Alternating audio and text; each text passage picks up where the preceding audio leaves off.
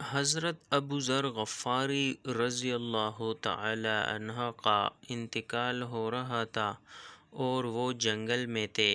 ان کے ساتھ ان کی بیوی اور ایک بیٹی تھی۔ حضرت ابو ذر غفاری کا جب انتقال ہوا تو جنگل میں تھے۔ ان کی بیوی اور بیٹی رونے لگے، کہنے لگے آپ کو غسل کون دے گا، قبر کون کھودے گا، جنازہ کون پڑھائے گا؟ میں ایک عورت ذات ہوں، میرے ساتھ ایک بیٹی بھی ہے، ہم کیا کریں گے؟ تو انہوں نے فرمایا میں آپ علیہ الصلاۃ والسلام کی ایک مجلس میں بیٹھا تھا۔ حضور علیہ السلام نے فرمایا کہ اس مجمع میں ایک آدمی ایسا ہے جو اکیلا رہے گا، اکیلا مرے گا اور اکیلا قیامت کے دن اٹھے گا۔ اس کا جنازہ مسلمانوں کی ایک جماعت پڑھے گی۔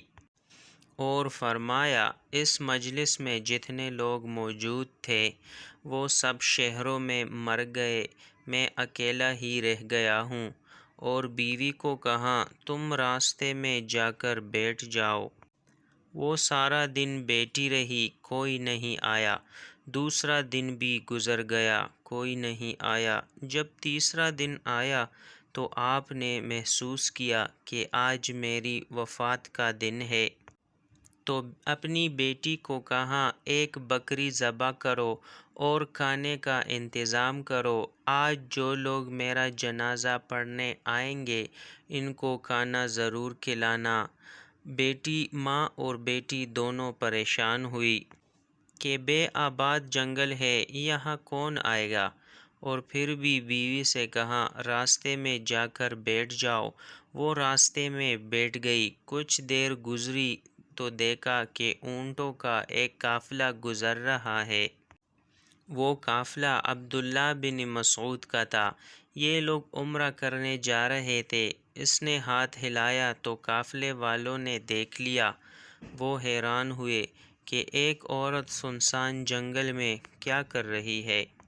وہ قریب آئے تو انہوں نے پوچھا تم کون ہو؟ وہ کہنے لگے ایک مسلمان کا جنازہ ہے، وہ پڑھ دو تمہارا بھلا ہو جائے گا۔ انہوں نے پوچھا کس کا جنازہ ہے؟ کہنے لگے ابو ذر غفاری رضی اللہ تعالی عنہ کا نام سنتے ہی سب کی آہ نکل گئی، سب رونے لگے اور سب کہنے لگے ہمارے ماں باپ ابو ذر رضی اللہ تعالی عنہ پر قربان، اگر ہم ان کا جنازہ پڑھیں گے تو ہماری بخشش ہوگی۔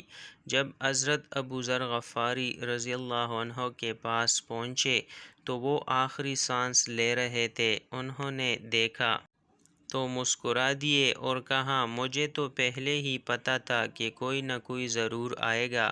پھر فرمایا دیکھو کفن وہ دے جس نے کبھی حکومت کی نوکری نہ کی ہو، اور میرا جنازہ بھی وہی پڑھائے جس نے حکومت کی نوکری نہ کی ہو۔ تو ان میں سے ایک شخص ملا، اس نے کہا آج تک میں نے حکومت کی کوئی نوکری نہیں کی ہے۔ تو حضرت ابو ذر غفاری رضی اللہ تعالیٰ عنہ نے کہا بس ٹھیک ہے۔ پھر پوچھا کیا تیرے پاس کفن ہے؟ اس نے کہا میرے پاس احرام کا کپڑا ہے۔ فرمانے لگے مجھے اسی میں کفن دے دینا۔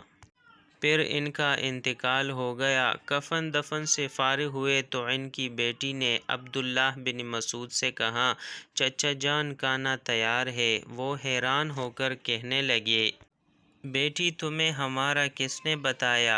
وہ کھانا کیسے تیار ہو گیا؟